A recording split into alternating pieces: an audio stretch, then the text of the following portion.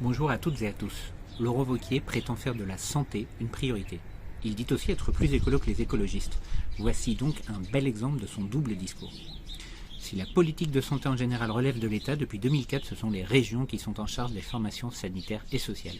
Si vous souhaitez devenir infirmier, aide-soignant, ambulancier ou sage-femme par exemple, c'est la région qui est compétente pour votre formation. Et c'est donc elle qui paye les locaux dans lesquels vous serez formé. En 2022, plus de 96 millions d'euros ont été consacrés au fonctionnement de 94 établissements sanitaires et sociaux en Auvergne-Rhône-Alpes, permettant ainsi l'accueil d'environ 25 000 apprenants. En commission permanente du 12 mai dernier, l'exécutif de droite n'a rien trouvé de mieux à faire que d'oublier la réhabilitation thermique dans sa politique d'investissement dans des instituts de formation sanitaire et sociale. Les factures d'énergie explosent, les étudiantes et étudiants en sanitaire et social ont froid en hiver, chaud en été, mais ça, ce n'est pas une priorité régionale pour Laurent Wauquiez.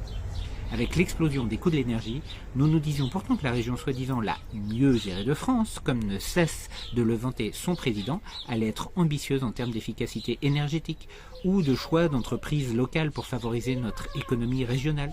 Eh bien non. Pourtant, nous aurions bien besoin d'une vision en la matière, tout comme d'un état des lieux de l'ensemble des bâtiments, des organismes de formation sanitaire et sociale. C'est ce que demande notre groupe écologiste, nous qui sommes systématiquement accusés par la majorité actuelle d'être de dangereux irresponsables. L'hôpital qui se fout de la charité, comme dirait le proverbe.